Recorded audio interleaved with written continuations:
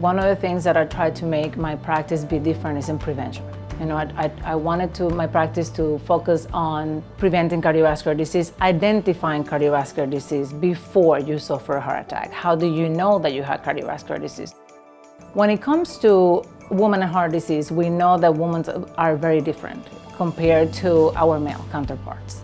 It wasn't until 2016 that the American Heart Association released the first statement recognizing, after 93 years of the history of the association, that heart disease is under-recognized in women, presenting, in a way positive, the need for more studies to understand why are we different and the differences in treatment and why are we treated differently.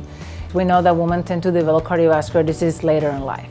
Past the age of 55 is when our risk is equal to a man risk. Men tend to develop cardiovascular disease younger in life. We look for men age of 45 at increased risk for cardiovascular disease.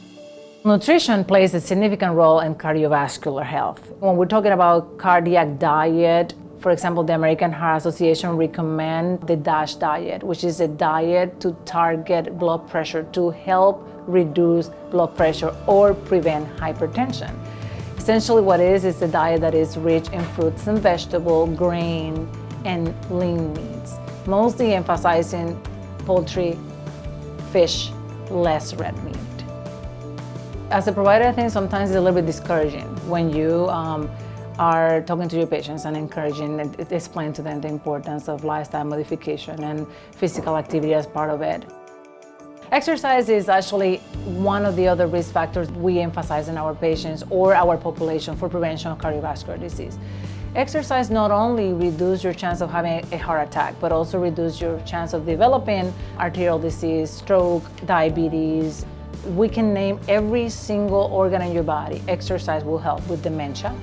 Exercise will help with depression. Exercise will help with constipation. Exercise will help preventing colon cancer. Exercise will help preventing osteoporosis. People that exercise tend to have lower blood pressure, lower cholesterol levels, which are risk factors for cardiovascular disease. When people exercise, they have a less tendency of developing diabetes because they will tend to be less obese.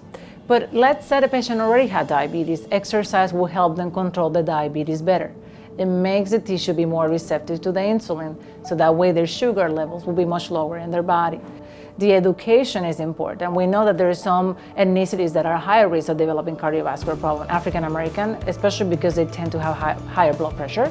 Hispanic, because they tend to live more sedentary life and they tend to have more diabetes. What are we doing to let them know that, to make them aware of it?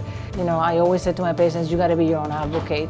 And whenever I go out and, try to educate people, I said, if you feel that you haven't been heard and your symptoms are still there, you need to look for another provider. Don't let that be the end of the answer.